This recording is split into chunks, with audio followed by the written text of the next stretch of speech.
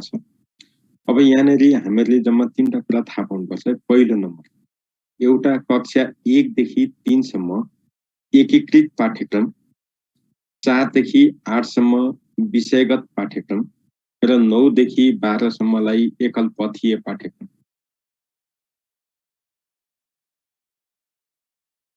यो कुरा याद गर्नुपर्छ। तपाईहरुमध्ये धेरै साथीहरूले बुक लिइसक्नु भएको होला, त्यो भएर मलाई अहिले सहज हुन्छ। कक्षा 1 देखि 3 सम्म एकीकृत, 4 देखि 8 सम्म विषयगत र 9 देखि 12 सम्म एकल पथीय। अब एकीकृत पाठ्यक्रम भनेको कस्तो हो त? एकीकृत पाठ्यक्रम भनेको विभिन्न विषयहरूलाई मिसाएर एक स्वरूपमा अध्यापन गर्ने गरी डिजाइन गरिएको पाठ्यक्रम।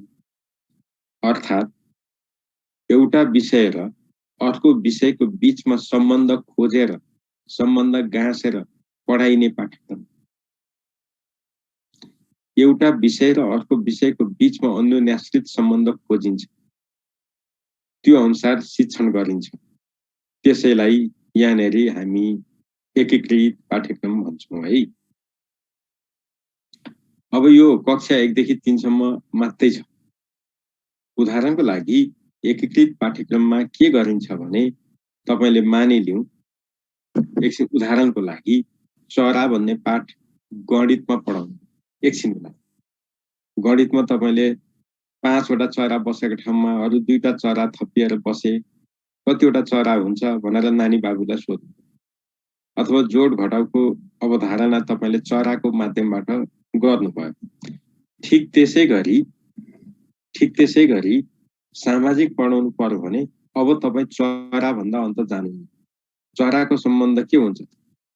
त्यो थीमेटिक एप्रोच त भयो, तर यहाँनेरि एउटा हेर्दा के देखिन्छ भने गणित र सामाजिक बीचको सम्बन्ध हो त देखिने हो। सामाजिक पढाउँदाखेरि के भने चरा सामाजिक प्राणी हो, आपसमा मिलेर बस्छन्, के पढाउनु पर्ने हो त्यही पढाइन्छ। अनि फेरि मानिलिउँ नेपाली हो, गणित र सामाजिक बीचमा चराको बाट सम्बन्ध जोड्ने काम गरिएको थियो। अब नेपालीमा चाहिँ के गर्छ भन्दा चरा लेख्दा यसरी लेख्ने, यस्तो हुन्छ इत्यादि देखाइन्छ। भन्नुको मतलब एकीकृत पाठ्यक्रममा दिएका जति विषयहरू छन् ती विषयहरूमा अन्तर्वस्तु सम्बन्ध खोजिन्छ, विषय सम्बन्ध गाँसिन्छ अनि सिकाइन्छ। सम्भव भएसम्म सम्बन्ध गाँसेरै सिकाइन्छ, सम्बन्ध नगाँसिनेमा सिकाइँदैन। अब त्यसो हो भने तपाईले भन्नु होला, सर 60 डिग्रीको कोणको कुरा गर्दैछौँ, 90 डिग्रीको कोणको कुरा गर्दैछौँ। 90 डिग्रीको कोणको कुरा गर्ने अनि त्यो गर के रे सामाजिकमा कसरी सम्बन्ध हुन्छ भन्नु होला। सम्बन्ध हुन्छ नि यार। जस्तै 90 डिग्रीको कोणको कुरो तपाईले गणितमा सिकाउनु, अब सामाजिकमा गएर चाहिँ तपाईले घर पढाउनुहुन्छ। कहाँ कोण कहाँ घर कहीँ मिल्छ त? तपाईले त मिल्दैन भन्नुहुन्छ, तर त्यहाँ मिल्ने ठाउँसम्म उहाँले मिलाएर पढाउने। जस्तै तपाईको घर छ, तिमीहरु कहाँ बस्छौ नानी बाबु? घरमा केले अडेको हुन्छ? खाँबोले। खाँबो कति डिग्री कस्तो हुन्छ? तेर्सो हुन्छ कि सिधा हुन्छ, ठाडो हुन्छ? सोध्नुहुन्छ। ठाडो। त्यसो भने त्यो ठाडो भनेको कति डिग्रीको कोण हो त? 90 डिग्रीको। 90 डिग्रीको कोणको सम्बन्ध गाँसिएन? गाँसियो नि त। त्यसरी गाँस्दै गाँस्दै सम्बन्ध एउटा विषय र अर्को विषयका पाठहरू बीचको सम्बन्ध खोज्ने, सम्बन्ध गाँस्ने कार्य नै एकीकृत पाठ्यक्रम हो। विषयगत पाठ्यक्रमको कुरा गर्नुपर्दा विषयगत पाठ्यक्रम भनेको सिधै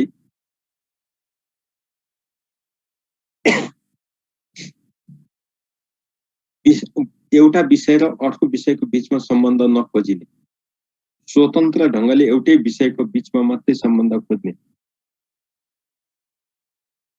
एउटै विषयका कुराहरू मात्रै गर्ने पाठ्यक्रम जुन तपाई हामीले पढ्यौं। अथवा मार्गदर्शक दस्तावेजको रूपमा पनि यो राष्ट्रिय पाठ्यक्रम प्रारूप 2076 लाई लिइन्छ। यो कुरा बिर्सिनु भएन। त्यसपछि नेपालको पहिलो पाठ्यक्रम प्रारूप कुन हो भने 2063, त्यसलाई पनि बिर्सिनु भएन। अनि त्यसमा कहिले संशोधन गरिएको थियो 2071 को उसमा कहिले संशोधन गरिएको थियो भनेर आयो भने 2071 असार 30 मा। त्यो कुरा पनि हामीहरूले बिर्सिनु हुँदैन है, बिर्सन मिल्दैन। तपाईहरुलाई एक्जाममा सोध्ने एरिया नै यसमै छ।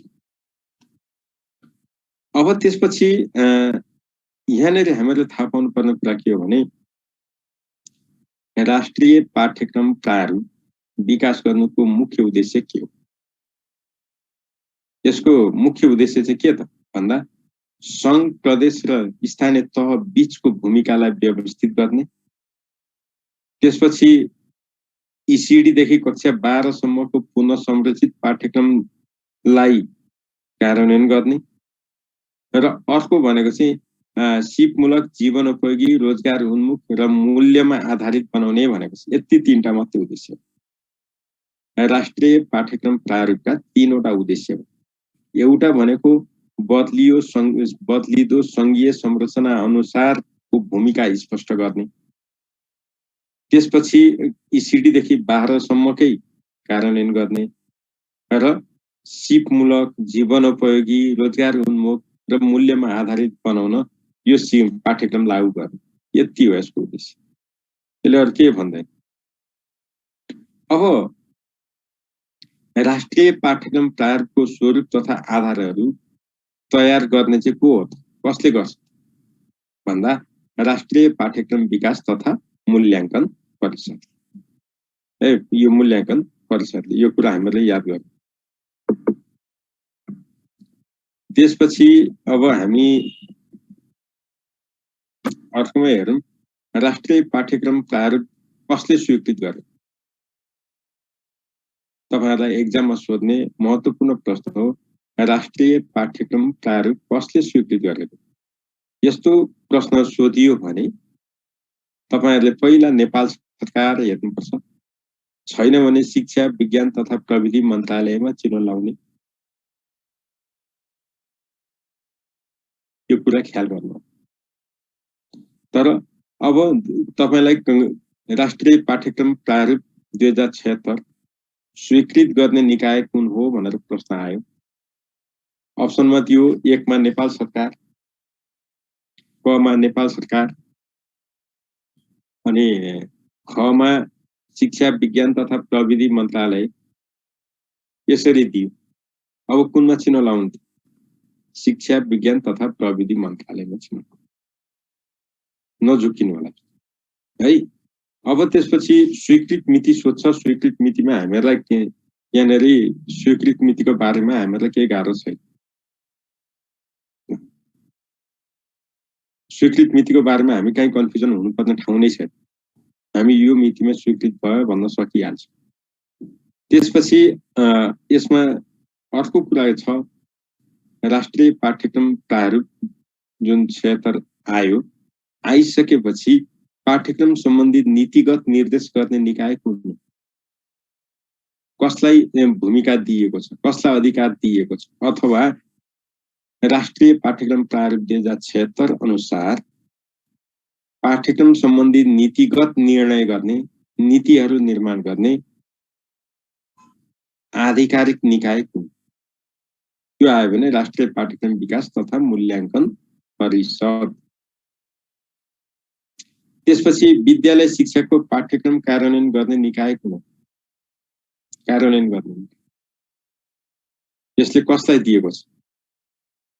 त्यो आयो भने हामीले पाठ्यक्रम विकास केन्द्रमा चिनो लाउनु पर्छ है साथीहरु, अन्त लाएर हुँदैन। छन त यो पहिलेदेखि पनि छ। राष्ट्रिय पाठ्यक्रम प्रारूप आउनुभन्दा अगाडि पनि देशभरिको विद्यालय शिक्षाको पाठ्यक्रम कार्यान्वयन गर्ने, अनुगमन गर्ने, पाठ्यक्रमले निर्दिष्ट गरे अनुसारका कुराहरू कार्यान्वयन भयो कि भएन हेर्ने जस्ता भूमिकामा पाठ्यक्रम विकास केन्द्र छ, नभएको होइन।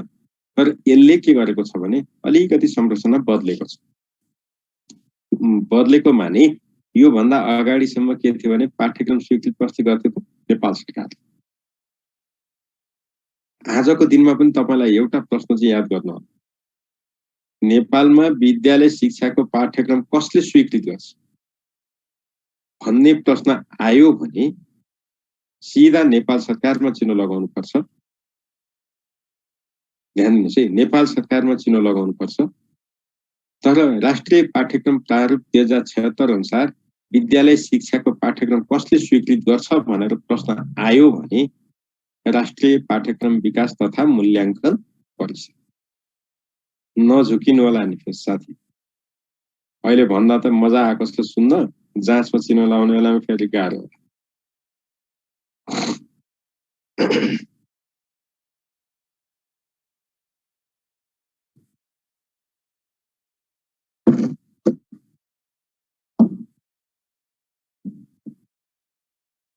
ल अब त्यसपछि हामीहरूले त्यो गरिसकेपछि अब अर्को प्रश्नको एरियालाई हेरौँ। के अरे अध्यावधि गर्ने काम प्रत्येक वर्ष गरिन्छ, हरेक वर्ष। तर यसलाई परिमार्जन गर्ने काम चाहिँ 5-5 वर्षमा गरिन्छ है।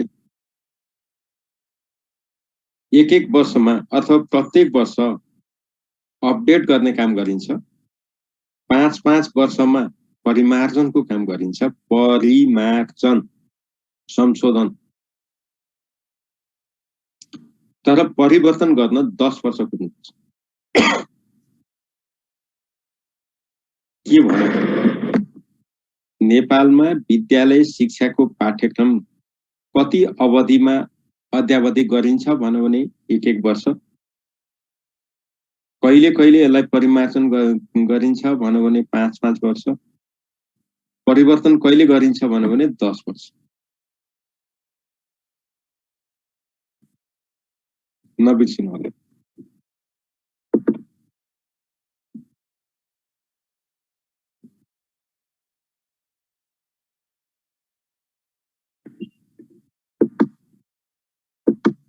अब त्यसपछि हामी अर्कोमा जाउँ। तपाईहरुलाई एक्जाममै सोध्ने क्वेशन मात्रै मैले भनिराखेको छु। तपाईहरुको किताबमा छ, यो जस्ताको तस्तै छ, हेर्नुस्। ठ्याक्कै क्वेशन आन्सर जस्तो तपाई त्यसैमा के अरे मार्किङ गर्न सक्नुहुन्छ। अहिले सजिलो पनि छ। ठ्याक्कै तपाईले सोचे भन्दा राम्रो नोट छ, हेर्नुस्। अब व्यवहार कुशल सिपहरु, सफ्ट स्किल कसलाई प्रदान गरिन्छ, कुन उमेर समूहका बालबालिकालाई प्रदान गरिन्छ भन्ने प्रश्न आयो भने विद्यालय शिक्षाका 13 देखि 16 वर्ष उमेर समूहका बालबालिका। याद गर्नुस् है, सफ्ट स्किल भनेको व्यवहार कुशल सिप हो। यो व्यवहार कुशल सिपहरु कुन उमेर समूहका बालबालिकालाई प्रदान गरिन्छ भन्यो भने 13 देखि 16 वर्ष उमेर समूह।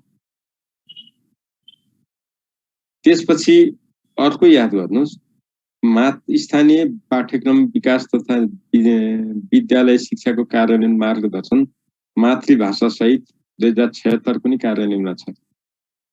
यो कुरो बिर्सिनु हुँदैन।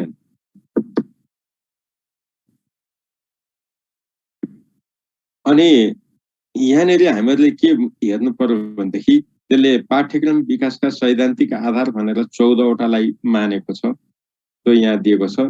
तर राष्ट्रिय पाठ्यक्रम प्रारूप 2076 मा 21 वटा त्यस्ता आधारहरू राखिएको छ। यहाँ 14 वटाको कुरो गरेको छ। अनि यसले के भन्छ भने उपलब्धि प्रमाणीकरण चाहिँ अक्षराङ्कनबाट गरिने भनेको छ। यो कक्षा 1 देखि नै 12 सम्म नै हो, लागू भइसक्यो। कक्षा 1 देखि कक्षा 12 सम्म अब सबै कक्षामा अक्षराङ्कन प्रणाली लागू भयो। अब तपाईहरुलाई जाँचमा सोध्ने अर्को प्रश्न याद गर्नु होला। के रे एक पाठ्य घण्टा बराबर कति कार्य घण्टा हुन्छ? 32। यो जाँचमा धेरै पटक सोध्ने प्रश्न हो। तपाईहरुको लागि यो असाध्यै भिभिआई प्रश्न हो। सजिलो पनि छ, अधिकांशले बिगार्नुहुन्न। एक पाठ्य घण्टा बराबर 32 कार्य घण्टा। अब तपाईहरुलाई जाँचमा सोध्ने अर्को प्रश्न के हुन सक्छ भने यहाँ आइसकेपछि ध्यान दिएर सुन्नु होला। नेपालमा विद्यालय शिक्षाबाट पूर्णाङ्क प्रणालीलाई विस्थापित गर्ने दस्तावेज कुन?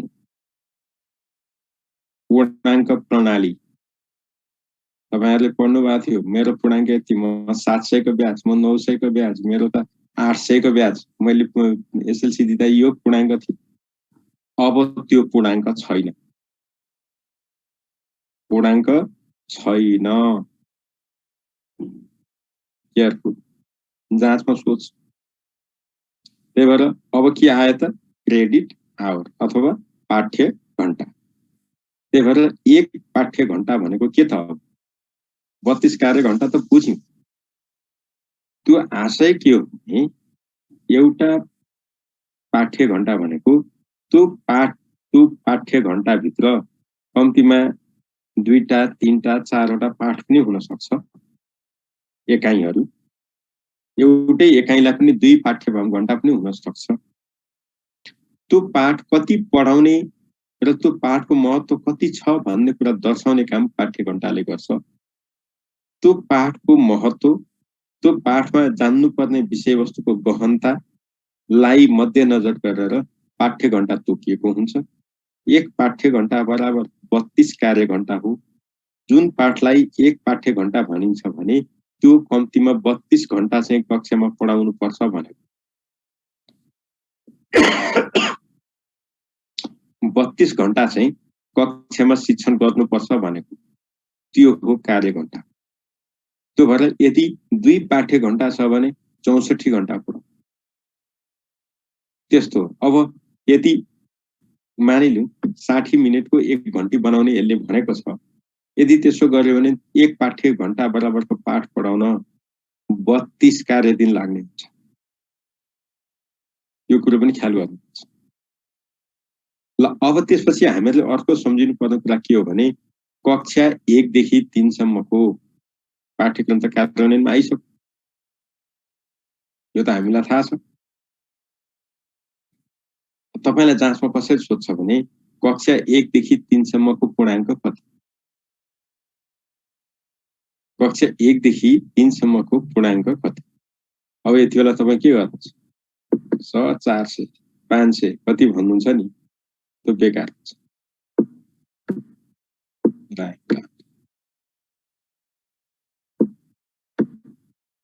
ल अब हामीले कक्षा 1 देखि 3 सम्मको जम्मा पाठ्यक्रमको कुरा गर्यौं। एकीकृत पाठ्यक्रम भनेर पनि हामीले बुझ्यौं।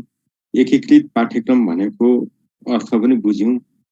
तर एउटा कुरा तपाईहरुले के बिर्सिनु भएन भने पूर्णाङ्क प्रणाली विस्थापित गर्ने चाहिँ यही राष्ट्रिय पाठ्यक्रम प्रारूप 2076 हो। यो जुन कक्षामा अहिले नयाँ पाठ्यक्रम लागू भयो ती कक्षाहरुमा पूर्णाङ्क छैन। सर कक्षा 3 को पूर्णाङ्क कति भनेर फेरि सोध्नु होला। मैले अघि नै भनेको छु यो महत्त्वपूर्ण कुरा हो। तपाईहरुले यसलाई अलिकति नोट डाउन गर्नुस्, ध्यान दिनुस्, सहज हुन्छ। अब यहाँ के छ भनेदेखि कक्षा 1-3 मा 26 पाठ्य घण्टा छ। 26 पाठ्य घण्टा। 26 पाठ्य घण्टा भन्ने बित्तिकै हामीले कति कार्य घण्टा हुन्छ? तपाईलाई जाँचमा के सोध्न सक्छ भने कक्षा 1 देखि 3 सम्म प्रत्येक कक्षाका लागि वार्षिक कति कार्य घण्टा समय निर्धारण गरिएको छ? हामीले 26 चाहिँ याद गरेका छौं त याद गरेका छैन। अब गर्ने के त? 26 × 32 गर्ने। 26 × 32, 26 लाई 32 ले गुणन गर्नुस्। जति आउँछ त्यही भइहाल्यो। यहाँ त के गाह्रो छ र? केही नै गाह्रो छैन। त्यो कुरो पनि याद गर्नुस्।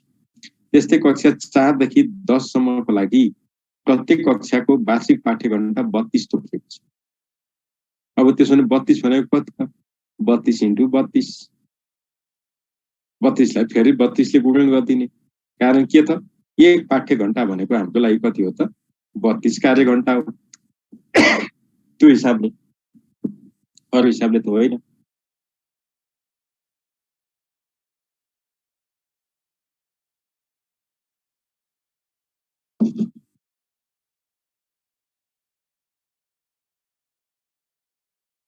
ल अब कक्षा 11 र 12 मा अलिकति फरक छ। कक्षा 11 र 12 मा के गरेको छ भने न्यूनतम 27 पाठ्यघण्टा तोकिएको छ, अधिकतम 32 पाठ्यघण्टा तोकिएको छ। अर्थात् यो चाहिँ कस्तो भने 27 + 5 हो के, 27 + 5। त्यो +5 भनेको चाहिँ कस्तो हो भने एउटा ऐच्छिक विषय लिन पाइने थप ऐच्छिक क्या, ऐच्छिक मात्रै होइन थप ऐच्छिक एडिसनल। अनि त्यो चाहिँ पास फेल जानिँदैन पढ्न पाइन्छ। जस्तो उदाहरणको लागि +2 कसैले पढ्दै हुनुहुन्छ, बायोलोजी पढ्दै हुनुहुन्छ, बायोलोजी पढेको मान्छे सामान्यतया डाक्टर हुनलाई हो होइन। अब भोलि त्यो मान्छे होइन म इन्जिनियरिङतिर जान्छु भन्ने सोच बनायो भने उसले एउटा विषय चाहिँ के गर्छ भने म्याथमेटिक्स लिन्छ।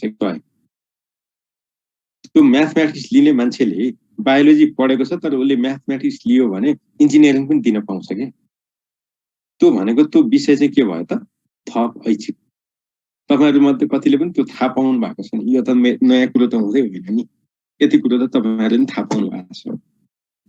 र यति कुरा गरिसकेपछि हामीहरूले के बुझ्यौं यहाँसम्म आउँदा भने ईसीडी मा पनि पाठ्यभार अथवा पाठ्यघण्टा 26, कक्षा 1 देखि 3 सम्म 26, त्यहाँदेखि कक्षा 10 सम्म 32 अनि 11 र 12 मा न्यूनतम 27, अधिकतम 32। त्यसो हो भने विद्यालय शिक्षाको पाठ्यघण्टा वार्षिक न्यूनतम कति त 26, अधिकतम कति त 32। यो कुरा थाहा पाउनु। अब यही क्रेडिट आवरको आधारमा विद्यार्थीलाई लेटर ग्रेडिङ गरिँदा रहेछ। अब लेटर ग्रेडिङ अथवा अक्षराङ्कन, अहिलेकोले त अक्षराङ्कन पनि भनेको रहेछ, लेटर ग्रेडिङ भनेर हाल्दिएको छ। गजबको छ भाषा। हाम्रा ब्युरोक्राट्स, कायदाका मान्छे छन्, विद पण्डितहरू। अक्षराङ्कन भनेको छैन नि साथीहरु, लेटर ग्रेडिङ सिस्टमै भनिएको छ। त्यसरी हालिदिएको छ। ल अब त्यसपछि अर्को हेरौं, के अरे राष्ट्रिय पाठ्यक्रम प्रारूप विकास गर्ने काम कसले गर्छ? हेर्नुस् त, राष्ट्रिय पाठ्यक्रम प्रारूपको विकास गर्ने काम कसले गर्छ? संघीय सरकारले। विषयगत पाठ्यक्रम कसले निर्माण गर्छ? संघीय सरकारले। पाठ्यपुस्तकको मापदण्डको र विकास कसले गर्छ? संघीय सरकारले। पाठ्यक्रमको खाका कसले निर्माण गर्छ? संघीय सरकारले। नमुना पाठ्यपुस्तक विकास कसले गर्छ? संघीय सरकारले। अर्थात् यहाँ लेखिएका जति कामहरु छन् यति, यो सबै काम कसले गर्दो रहेछ? संघीय सरकार। संघीय सरकारले यो कुरा चाहिँ बिर्सिनु भएन, याद गर्नु।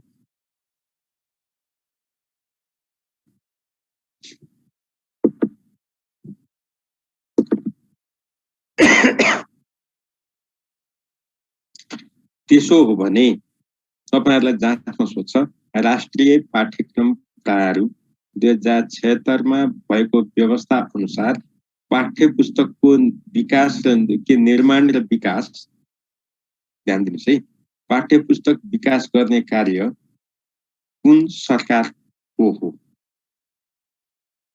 तपाईलाई एक्जाममा सोध्छ। यो आयो भने प्रदेश सरकार। तपाईहरुले ध्यान दिएर के बुझ्नुस् भने नमुना पाठ्यपुस्तक बनाउने काम संघको, तर पाठ्यपुस्तक बनाउने काम चाहिँ प्रदेश सरकारले त्यो बनाउने। त्यो कुरो प्रष्ट लेखेको छ, कहीँ कन्फ्युजन हुँदैन। त्यो कुरोमा तपाईहरु चनाखो बन्नु होला। त्यसपछि अर्को के भन्छ भने स्थानीय पाठ्यक्रम र पाठ्य सामग्री विकास गर्दा तलका मध्ये कुन दस्तावेजलाई आधार मानिन्छ? स्थानीय पाठ्यक्रम तथा पाठ्य सामग्री विकास गर्दा तलका मध्ये कुन दस्तावेजलाई आधार मानिन्छ भन्ने आयो भने राष्ट्रिय पाठ्यक्रम प्रारूप 2076 अथवा राष्ट्रिय पाठ्यक्रम प्रारूपको मार्गदर्शन र खाका, जुन खाका दिएको हुन्छ त्यही। अर्थात् के बुझ्नु पर्यो भने स्थानीय पाठ्यक्रम विकास सम्बन्धी खाका कसले निर्धारण गर्दो रहेछ? त्यो पनि सङ्घीय सरकार। यतिमा यति कुरा गरिसकेपछि त हाम्रो धेरैवटा प्रश्न गइसक्यो है। धेरैवटा प्रश्नको बारेमा हामीहरूले भनिसक्यौँ।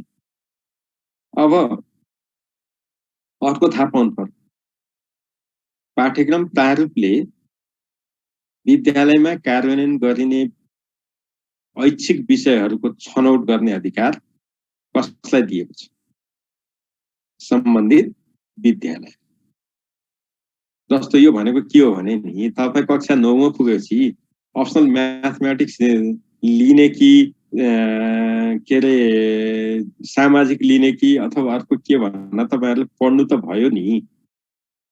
त्यो राख्ने छान्ने काम चाहिँ कसले गर्छ भनेको के? तपाईँले म कम्प्युटर पढ्छु भनेर तपाईँले स्कुलमा पढ्न पाउनुभयो त? पाउनु भएन। स्कुलले राखिदिएको भए तपाईँले पाउनुभयो, स्कुलले राखेन भने तपाईँले कहाँबाट पाउनु? कुरो त के हो? त्यही भएर यहाँनिर हामीहरूले बुझ्नुपर्ने कुरा के हो भने स्कुलले कुन कुन विषयलाई अप्सनल भनेर स्कुलमा राख्ने त्यसको निर्णयकर्ता चाहिँ को हो त? त्यो भनेको विद्यालय स्वयं हो। अब त्यहाँ राखेका विषयमध्ये त छान्ने त विद्यार्थी भइहाल्यो, त्यसमा त शङ्का भयो। अब त्यसपछि तपाईँलाई म यहाँ 2-3 वटा कुरा भनिदिन्छु, ध्यान दिएर याद गर्नु होला। यदि मातृभाषामा वा स्थानीय पाठ्यक्रम दुवै, मातृभाषामा होस् या स्थानीय पाठ्यक्रम, स्वीकृत गर्ने निकाय को भन्नु भने स्थानीय। तपाईलाई जाँचमा सोध्ने प्रश्न चाहिँ के हुन्छ भने प्रदेशले निर्माण गर्ने स्थानीय पाठ्यक्रम कसले स्वीकृत गर्छ? गजबको अनौठो संयोजन छ यहाँ। सम्बन्धित स्थानीय तह, प्रदेशले निर्माण गरिदिए पनि स्थानीय तहले नै पाठ्यक्रम स्वीकृत गरेपछि लागू हुन्छ। त्यही भएर यो कुरामा नझुकिनु होला। स्थानीय पाठ्यक्रम भन्ने बित्तिकै स्थानीय पाठ्यक्रम स्थानीयमै जान्छ, त्यसैले स्वीकृत।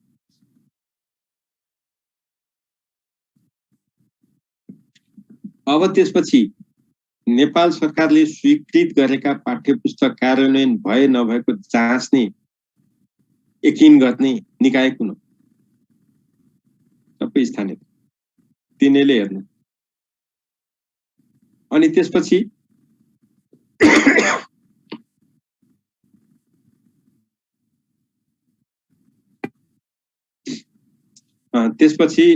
आधारभूत तहमा भनेको 8 सम्ममा विद्यालयमा पठन पाठन गरिने माध्यम भाषा कुन हो? मिडियम अफ इन्स्ट्रक्सन कुन हो? दुईटा, मातृभाषा वा नेपाली भाषा। मातृभाषा भनेको कुनै एउटा मातृभाषा हुन्छ। 10 जना विद्यार्थी छन् भने 10 वटा मातृभाषामा पढाउनु भनेको होइन। बहुमत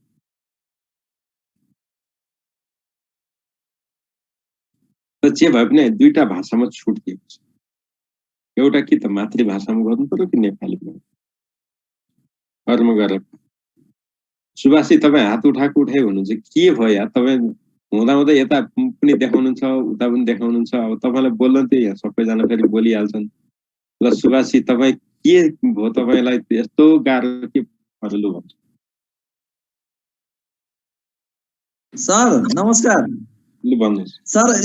सर हामी रिपिट गरिरहेको छौँ सर यो पाठ। हजुर रिपिट त गरेको हजुर यो भइसकेछ सर। सर यो भइसक्यो यो भएको छैन सर। यो सर हामीले पढाइनौं नि, सबैले पढे पनि छैन सर, पढाइ भएको छैन। हामीले पढेको सर, हामी रेगुलर स्टुडेन्ट हो, हामीले त पढिसक्यौँ। अब अहिले अघि तपाईहरुलाई सोधे च्याप्टर हो यो। अघि मैले गर्दाखेरि ध्यान दिनुपर्ने मुख्य 4 वटा पक्ष छ। एउटा पाठ्यपुस्तकको आकार, तपाईहरुले यो पाठ्यपुस्तकको आकार यहाँ देख्नुहुन्छ है, र हो यहाँ जाँदा रहेछ काटिएछ। पाठ्यपुस्तकको आकारमा तपाईहरु याद गर्नुपर्ने हुन्छ अनि त्यसपछि पाठ्यपुस्तकको विषयवस्तु अथवा विधा, त्यसपछि चित्र र विषयवस्तुको अनुपात भनेर भनेको छ है। अनि चित्र र विषयवस्तुको अनुपात, त्यसपछि वर्णको आकार अर्थात् फोन्ट साइज। पाठ्यपुस्तकको सन्दर्भमा यो चारवटा कुरा याद गर्नुपर्छ। तपाईहरु किताब अगाडि ती छ, तपाईको किताबमा यो कुराहरु छ, हेर्नुस्, त्यहाँबाट धेरै पढ्न पाइन्छ। अब संक्षेपमा मैले यहाँ के भन्छु भने पाठ्यपुस्तकको आकार गर्दाखेरि यो ट्रिम साइज भनिन्छ पाठ्यपुस्तकको आकारलाई। यदि चौडाइ 18 सेन्टिमिटर छ भने लम्बाइ चाहिँ 24 सेन्टिमिटर राख्नुपर्छ। चौडाइ 21 सेन्टिमिटर छ भने लम्बाइ 28 सेन्टिमिटर राख्नुपर्छ। त्यो भन्दा बाहेक राखेको पुस्तक स्वीकृत हुँदैन। त्यो एउटा। अनि अर्को के भन्छ भने रनिङ टेक्स्ट भनेको पाठ मात्रै भएको, त्यो भित्रको पेजमा जुन खाली ठाउँ वरिपरि छोडिन्छ त्यो बाहेक चाहिँ कम्तीमा 14 सेन्टिमिटर र 20 सेन्टिमिटर चाहिँ वा 17 र 24 सेन्टिमिटर चाहिँ पाठले ढाकेको हुनुपर्छ। त्यो कुरो भनेको छ। त्यसपछि पुस्तक हामीले आधारभूत तहसम्मको यहाँ कुरा गर्दैछौँ। त्यो पुस्तक चाहिँ 80 देखि 150 पेजसम्मको हुनुपर्छ। एउटा पुस्तकमा न्यूनतम 80 देखि अधिकतम 150 पेजसम्म रहनुपर्छ। र त्यो अभ्यास पुस्तिका राखिएको छ भने, अभ्यास पुस्तिका छ भने त्यो कक्षा 1 देखि 3 सम्म रहन्छ। कक्षा 1 देखि 3 सम्म मात्रै त्यो अभ्यास पुस्तिका रहन्छ। त्यस्तो कक्षा 1 देखि 3 को हकमा चाहिँ न्यूनतम 80 पेज अधिकतम 200 पेजसम्म गर्न पाइन्छ। अधिकतम चाहिँ 200 पेजसम्म गर्न पाइन्छ। नत्र पुस्तकमा के हुन्छ 80 देखि 150 यति पाना हुनुपर्छ है। अब यदि पाठ्य घण्टा 2 अथवा 3 मात्रै तोकिएको छ, पाठ्य घण्टा 2 अथवा 3 मात्रै तोकिएको छ भने बढीमा 125 पेजसम्मको पुस्तक बनाउनुहोस्। त्यो पनि अभ्यास पुस्तिका छ भने, नत्र 40 देखि 80 पेज।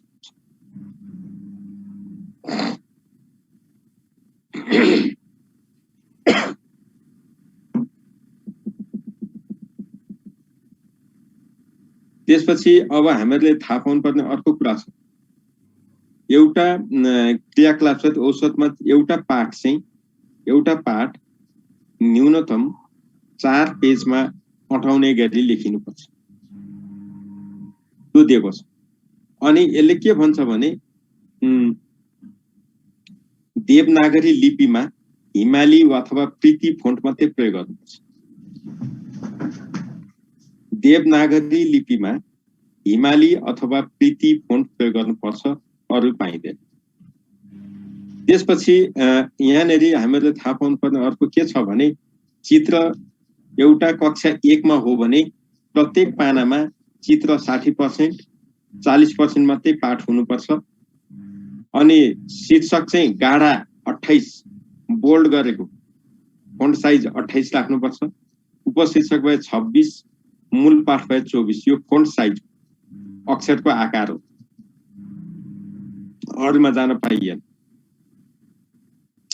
कक्षा 2 मा गयो भने चित्र र पेजको अनुपात 50-50 छ है, त्यो 50-50 छ। अनि त्यसपछि कक्षा 3 मा जाने भने 40 र 60 छ। कक्षा 4 मा जाने भने 3 र 70, 5 मा पनि 3 र 70। अर्थात् यो भनेको के हो भनेदेखि कक्षा 1 मा सबभन्दा बढी चित्रलाई फोकस गरेको। अनि जति ठुला कक्षामा हुँदै गयो त्यति चित्रको अनुपात चाहिँ घट्दै गएको छ। र न्यूनतम कक्षा 8 सम्म पुग्दाखेरि चित्र चाहिँ 20% 80% पाठ हुने र फोन्ट साइज पनि उता शीर्षक अनुसार घटाउँदै लगेको छ। त्यसो हुँदाखेरि विद्यालयमा प्रयोग हुने पाठ्य पुस्तकहरुमा यो छ।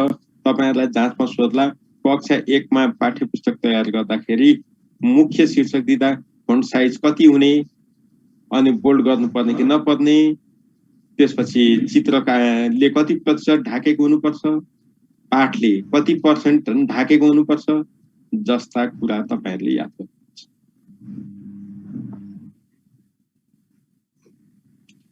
अब पाठ्य पुस्तकको अन्य पक्ष के हुन्छ भन्दा चित्रहरू सकेसम्म सम्बन्धित भाषिक समुदायको संस्कृति सुहाउँदो हुनुपर्ने, चित्रहरू सफा स्पष्ट बुझिने सन्देशमूलक हुनुपर्ने, पाठ्य पुस्तकमा समावेश गरिने विषयवस्तु यी केही कुराले राष्ट्रिय अखण्डतामा आँच पुग्न नहुने अनि नेपालको विविधतालाई सम्मान गर्ने, भेदभाव नगर्ने, जातीय संस्कृति एक आपसमा कुनै पनि दरार आउने खालका विषयवस्तु नराख्ने, यी कुराहरू छन्। अनि पाठ्य पुस्तकमा जे जति पाठहरू छन्, अभ्यासहरू छन्, बाल केन्द्रित हुनुपर्छ। बाल केन्द्रित है। प्रत्येक पाठमा कठिन शब्दका अर्थ आफ्नै मातृभाषामा दिनुपर्छ। त्यो कुरो थाहा पाउनु। यो भनेको चाहिँ के हो भने यदि मातृभाषामा पाठ्यपुस्तक तयारी गरिन्छ भने यो कुरा बिर्सिनु भयो। अनि त्यस्तै पाठ्यक्रमले निर्धारण गरेका व्याकरण पक्षलाई पाठ्यपुस्तकमा अलग अलग रूपमा नराखी एकीकृत रूपमा राख्नुपर्छ, इन्टिग्रेसन गरिनुपर्छ। अब यहाँ एउटा अर्को थाहा पाउनु पर्ने कुरा के हो भने कक्षा 1 देखि 3 सम्म भाषा विषयमा कुन पक्षलाई जोड दिएको छ भन्दा बोल्ने र सुन्ने दुईटा। भाषिक सिप 4 वटा हुन् नि, ती 4 वटा सिप मध्ये 2टामा मात्रै कक्षा 1 देखि 3 सुनाइ र बोलाइ। सुनाइ र बोलाइ कक्षा 3 सम्म 1 2 3 मा। अनि कक्षा जब त्यो भन्दा माथि लाग्यो त्यहाँदेखि गयो भने पढाइ र लेखाइ 4 देखि 8 त्यहाँ जोड दिनुपर्छ। तपाईहरुलाई सोध्ने एउटा प्रश्न यो हो। यो प्रश्न सोध्न सक्छ है जाँचमा, एकदमै महत्त्वपूर्ण छ, इन्ट्रेस्टिङ छ। हामीले बिगार छौं किनभने हामीहरु पढ्दै आएको ट्रेन के थियो भने भाषाका 4 वटा सिप सुनाइ बोलाइ पढाइ लेखाइ त्यो कक्षा 1 देखि लागू हुन्छ भन्छ। लागू त भयो तर जोड चाहिँ केमा दिएको रहेछ त कक्षा 1 देखि 3 सम्म भन्दा बोल्ने र सुन्ने है, बोल्ने र सुन्नेमा मात्र, अरूमा होइन। यो कुरो चाहिँ तपाईहरुले याद गर्नुपर्छ। अरु कुरा त यो सरस्वती हेर्दा बुझिनेछ, त्यसको बारेमा म केही भन्दिनँ। अब त्यसपछि मातृभाषा कार्यान्वयनमा विभिन्न निकायको जिम्मेवारीको कुराहरु पनि छ। यहाँनिर हामीहरु थाहा पाउनुपर्छ। संघले के गर्छ भन्दा मापदण्ड निर्धारण गर्ने काम गर्छ, नीति बनाइदिने काम गर्छ, तथ्याङ्क अद्यावधि गरिदिने काम गर्छ। संघले अरु केही गर्दैन। प्रदेशले के गर्छ त सघाउने काम गर्छ, सहजीकरण गरिदिने काम गर्छ, क्यापासिटेट के अरे क्षमता अभिवृद्धि गराइदिने काम प्रदेशले गर्छ। तर तयार चाहिँ कसले गर्नु पर्यो? स्थानीय तहले। स्थानीय तहले यत्रो विधि काम गर्नुपर्छ। त्यही भएर यो त्यति गाह्रो पनि छैन। यहाँबाट त्यस्तो प्रश्न सोध्ने खालको ठ्याक्कै त्यस्तो पनि देखिँदैन, तर सोध्न सक्छ। एउटा कुरा के कन्फर्म गर्नु भने जताबाट सोधे पनि स्थानीय पाठ्यक्रम कसले तयार गर्छ भन्नु भने स्थानीय निकाय। कसले स्वीकृत गर्छ? स्थानीय निकाय। प्रदेशले तयार गर्यो स्थानीय पाठ्यक्रम भने पनि स्वीकृत गर्ने चाहिँ स्थानीय तह नै हो। मैले अघि पनि भनेको छु। यदि यसमा तपाईहरुले कन्फ्युजन हुनुभयो, ध्यान दिनु भएन भने जाँच बिग्रिन्छ।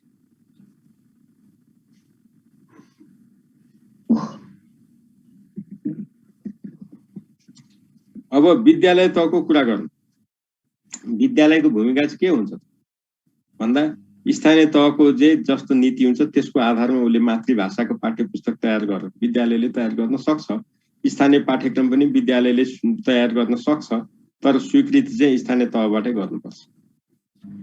यसमा झुकिनु हुँदैन।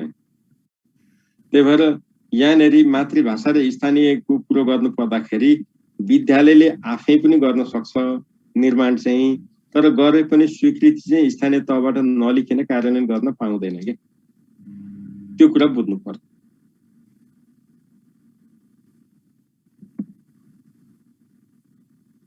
अब मातृभाषामा गर्नेहरूले चाहिँ के गर्ने भन्दा तामाङ भाषाको पाठ्यपुस्तक निकाल्दैछन् भने तामाङ भाषी समुदायहरू जानु पर्यो, तिनीहरूले सघाउनु पर्यो होला। यी सबै छन्। ल तपाईहरु भन्नुस् त अब यति पढिसकेपछि तपाईहरुलाई जाँचमा सोध्ने अर्को प्रश्न के भने मातृभाषामा तयार पारिएको पहिलो पाठ्य पुस्तक कुन भाषामा तयार गरिएको थियो? मैथिली। हालसम्म 26 वटा त्यस्ता भाषामा पाठ्य पुस्तक तयार गरेको छ। पहिलो मैथिली हो, 26 वटा तयार गरेको छ। पछिल्लो हो 26औं भनेको राणा थारू। त्यो त यहाँ किताबमा दिएको छ, त्यसको लिस्टै छ किताबमा, चिन्ता नगर्नुहोस्। त्यहाँबाट हेर्नु भने तपाईले क्रमशः 1 नम्बरमा भएको 1 हो, 2 नम्बरमा भएको 2 नम्बर नै हो। त्यही भएर त्यो अनुसार तपाईले हेर्नुहोस् है, पुस्तकबाटै हेर्नुहोस्। त्यो सन्दर्भ, त्यो सामग्रीहरू तपाईहरु बाहिर त्यति भेट्नुहुन्न, तर आधिकारिक हेर्नुहोस्। ती मैथिली मैले यी भने मङ्सिरसम्म आउँदा 1 number Maithili, 2 number Bhojpuri, 3 number Awadhi, यसरी हुँदै हुँदै 26 नम्बरमा गएर राणा थारू। ल यति गरेपछि हामीले पाठ्य पुस्तकको कुरा सक्यौं। अब हामीले हेर्नुपर्ने भनेको शिक्षक निर्देशिकाको कुरा हो। अब शिक्षक निर्देशिकाको कुरोमा खासै हामीले त्यत्रो पढ्नुपर्ने केही पनि छैन। शिक्षक निर्देशिका भनेको शिक्षकको साथी हो। ध्यान दिनुस् है, शिक्षकको साथी हो, असल मित्र मात्रै हो। यसले शिक्षकलाई शिक्षक निर्देशिका पालन गर्नै पर्छ, त्यहाँ जे लेखेको छ त्यही गर भनेर बाध्य पार्दैन, सल्लाह दिन्छ। तर कक्षा कोठामा शिक्षकको बैशाखी, टेको, लौरो तलका मध्ये कुन हो?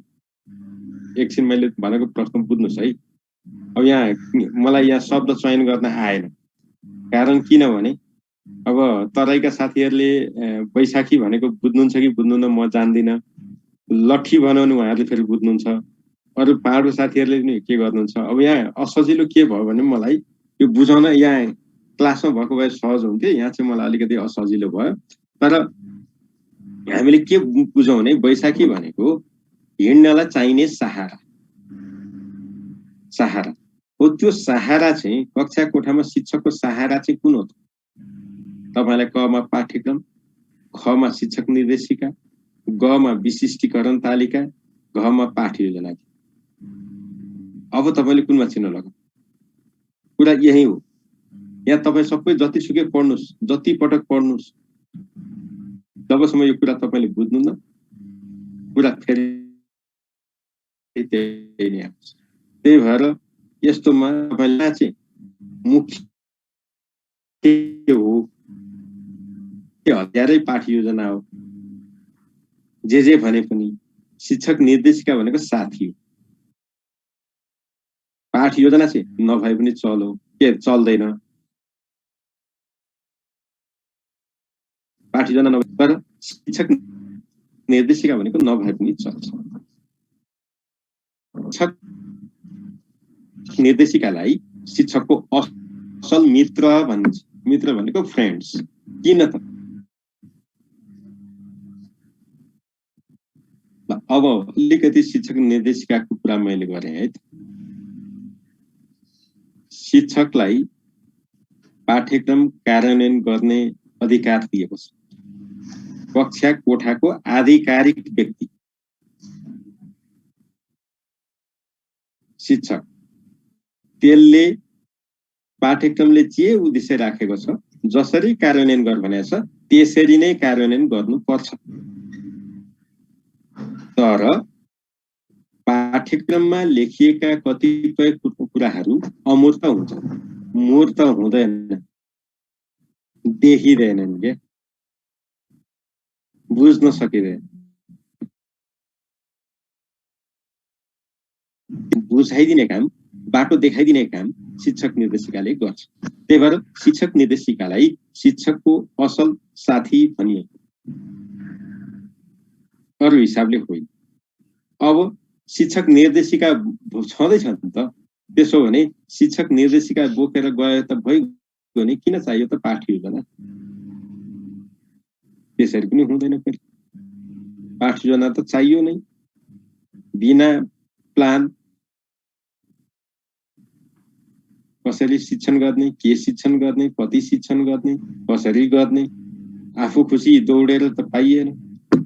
त्यही भएर शिक्षक निर्देशिकाको काम के रहेछ त? बाटो देख, नबुझेका अस्पष्ट भएका कुराहरूलाई प्रस्ट्याइदिने काम गर्दछ। त्यही भएर असल मित्र, शिक्षकको दुःख सुखको साथी, त्यही भएर उसलाई त्यसरी माने। अब त्यसपछि तपाईलाई अर्को प्रश्न सोध्छु, शिक्षक निर्देशिकाको प्रयोग तलका मध्ये कसले गर्दछ? यसमा त कहीँ डाउटै छैन, पढ्नुपर्छ र तपाईले सिधै शिक्षक भने चिन्ह लगाइहाल्नुहुन्छ। यसमा त शङ्कै छैन। हेड टिचरले पनि प्रयोग गर्दैन, बिनीले पनि प्रयोग गर्दैन, सिधा शिक्षकले नै। त्यसो भने शिक्षक निर्देशिका के को आधारमा तय गरिन्छ? पाठ्यपुस्तक हो कि पाठ्यक्रम हो? तपाईलाई अब यहाँ यसरी कुराहरू रहन्छ। तपाईहरु जहिले पनि के ध्यान दिनुपर्छ भने पाठ्यक्रम कार्यान्वयन गर्न आउने हो, पाठ्यक्रमलाई नै बेस गरेर कसरी कार्यान्वयन गर्ने, के गर्ने भन्ने कुराहरू त्यहाँ राखिएको हुन्छ। त्यसमा चाहिँ के गरिन्छ भने पाठ्यक्रममा संक्षेपमा लेखेका कुराहरूलाई पाठ्यक्रम यो शिक्षक निर्देशिकाले अलिकति बृहत रूपमा, व्यापक रूपमा त्यो व्याख्या गरेको हुन्छ। यी कुराहरू मैले जम्मा 3टा कुरा यहाँ तपाईहरुलाई प्रश्नको हिसाबले भने। शिक्षक निर्देशिका के हो? सीधा शिक्षकको सबभन्दा नजिकको घनिष्ठ मित्र भयो, मित भयो, जे भन्नुस्। दोस्रो मैले भने पाठ्यक्रम विकास केन्द्र अथवा विशेषज्ञ निकायले त्यो तयार गर्छ भने। तेस्रो शिक्षकले नै प्रयोग गर्ने कुरा पनि भने। कक्षामा गएर शिक्षकले चाहिँ मात्रै प्रयोग गर्ने हो, अरूले त्यो प्रयोग गर्दैनन् पनि भने। तर पाठ